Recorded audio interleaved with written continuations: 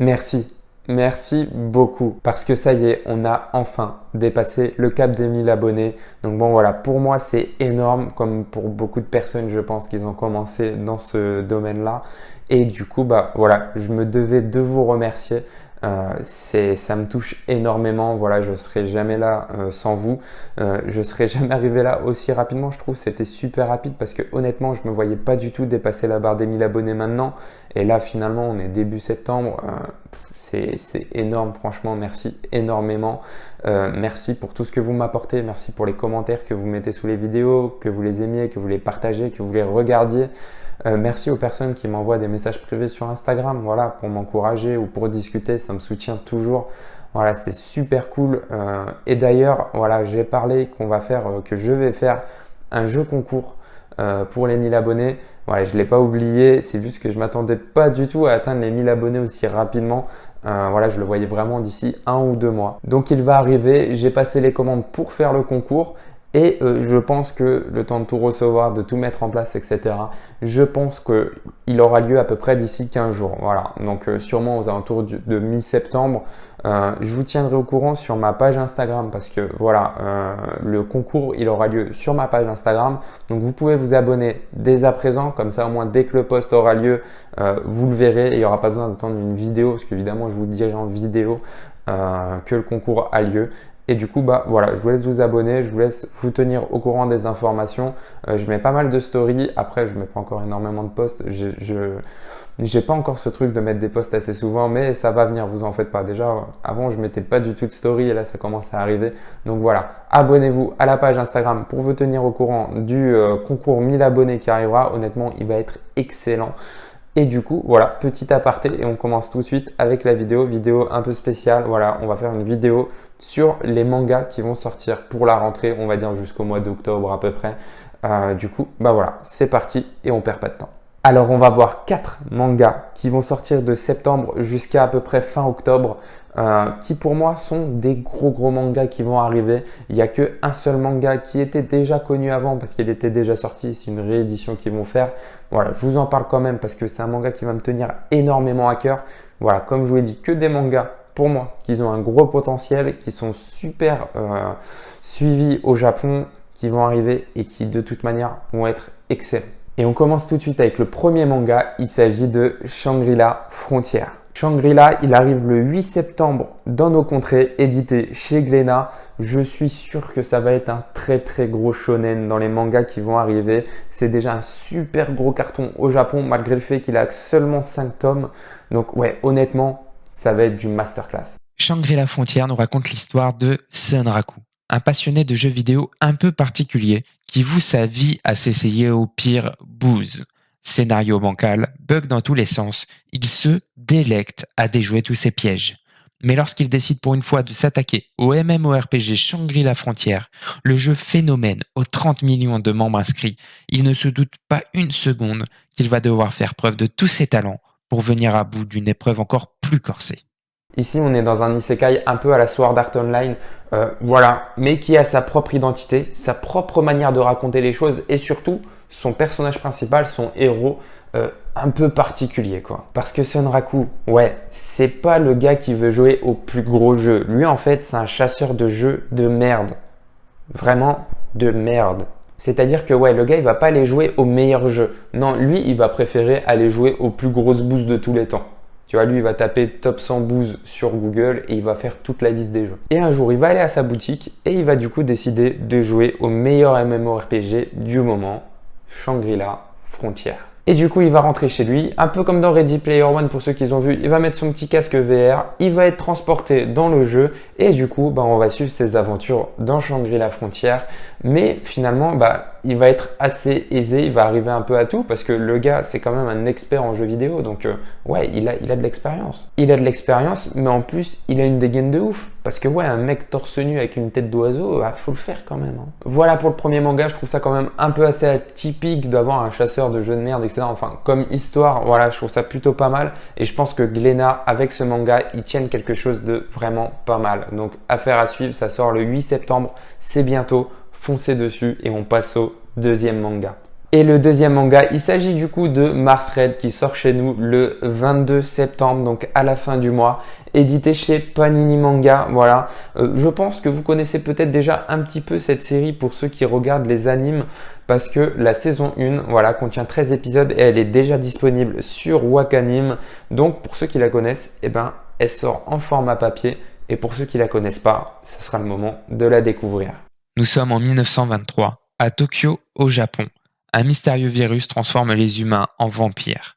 4 hommes atteints par ce virus, mais pouvant se contrôler, ont intégré une unité spéciale de l'armée, le Code Zéro. Ils sont chargés de neutraliser les personnes atteintes par le virus, mais qui ne sont pas capables de se contrôler. Aoi Shirase est l'une des protagonistes principales. Journaliste d'un quotidien local, elle enquête sur des meurtres glauques qui surviennent la nuit dans les rues de Tokyo, ternissant l'image d'une ville sûre et moderne.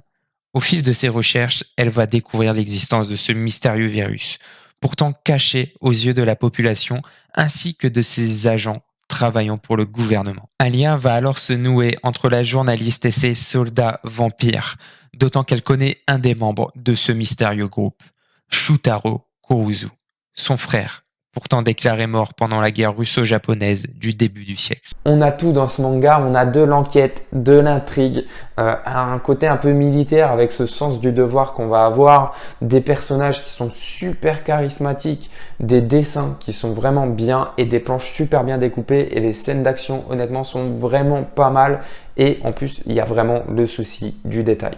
L'anime est vraiment pas mal en plus apparemment, alors moi je ne l'ai pas encore vu, je préfère lire le manga, donc pour ceux qui ont déjà vu l'anime, dites-moi en commentaire si il est vraiment bien, peut-être que je le regarderai, mais en tout cas, ça sort le 22 septembre, pour moi c'est quelque chose qui promet d'être excellent encore une fois, donc voilà, si vous avez un manga acheté à la fin du mois, achetez celui-ci. Pour le troisième manga, j'en ai parlé brièvement lors d'une dernière vidéo, il est prépublié dans le Jump Plus. Pour le troisième manga, j'en ai parlé brièvement lors d'une dernière vidéo. Il est prépublié dans le Jump Plus. Il comptabilise actuellement 3 tomes au Japon.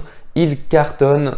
Il s'agit de Kaiju numéro 8. Kaiju numéro 8 débarque chez nous le 6 octobre chez Kazé et qui va nous permettre encore une fois de lire un futur gros hit du manga japonais. Les kaiju sont d'effroyables monstres géants qui surgissent de nulle part pour attaquer la population.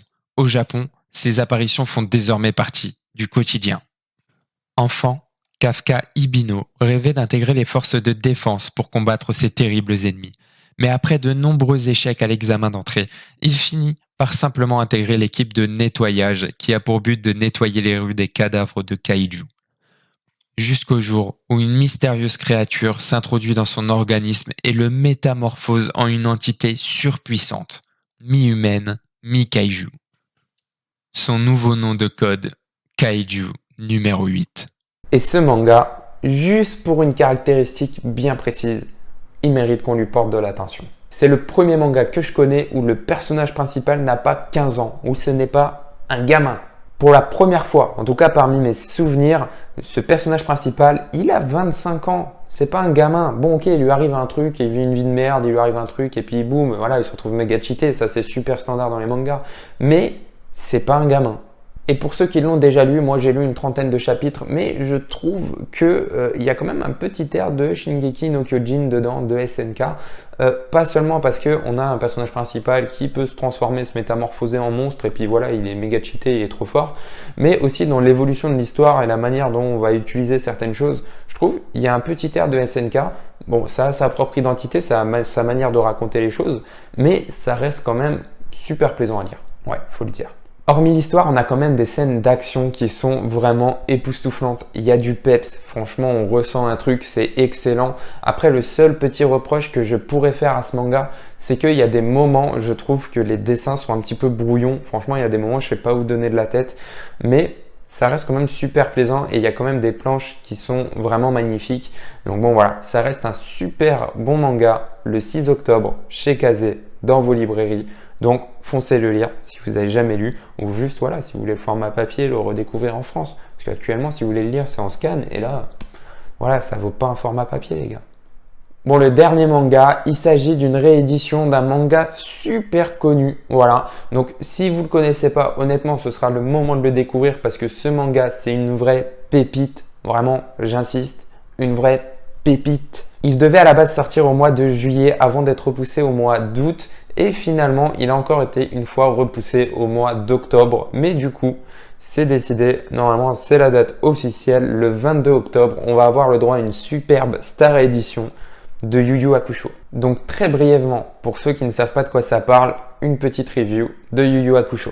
Yusuke Urameshi, 14 ans, est un parfait voyou en herbe, dont la seule occupation est de se battre. Considéré comme de la vermine par ses professeurs, évité par ses condisciples, il éveille même la méfiance des commerçants du quartier. Un jour, alors qu'il sèche les cours, il saute sur la route pour sauver la vie d'un jeune garçon, et se fait écraser par une voiture à sa place. Mais Yusuke n'était pas destiné à mourir ce jour-là, et l'enfant devait s'en sortir même sans son intervention. Il n'y a donc pas de place prévue dans l'au-delà pour lui. Il lui est alors donné la possibilité de ressusciter, mais pour cela, il va falloir réussir l'épreuve que lui impose Enma, le juge des portes des enfers. Il va devoir faire éclore un œuf, qui déterminera par sa nature bonne ou mauvaise s'il est digne ou non de retourner sur Terre. Ne vous laissez surtout pas avoir par les dessins moches et l'écriture un peu bizarre que vous avez vu pendant la review. Voilà, comme je vous l'ai dit, il y a une nouvelle édition qui va arriver avec des dessins retravaillés, sûrement du papier glacé, une nouvelle police d'écriture, etc. Un peu à la manière, je pense, de l'édition perfecte de Fullmetal Alchemist. Voilà, donc il y a une superbe édition qui va arriver pour découvrir ce manga qui est vraiment génial, énorme. Voilà, c'est excellent comme manga. Et pour ceux qui ne savaient pas, du coup, l'auteur de ce manga, Togashi Yoshihiro, c'est l'auteur de Hunter x Hunter. Voilà, donc Hunter x Hunter, je pense que vous connaissez, c'est super connu, c'est super apprécié, même si finalement, je ne sais pas si on aura un jour une fin à ce manga. Voilà. Mais honnêtement, Yu Yu Hakusho, il l'a fait juste avant et pour moi, c'est 100 fois mieux que Hunter x Hunter. Non pas que Hunter x Hunter est nul, c'est une pépite, mais Yu Yu Hakusho, c'est encore mieux. Vraiment, c'est un level au-dessus, quoi. Et puis juste pour une chose, vraiment une chose qui fait toute la différence et qui fait que Yu Yu Hakusho sera meilleur. Yu Yu Hakusho a une fin. Et pas une fin pour œuvre, non, une vraie fin.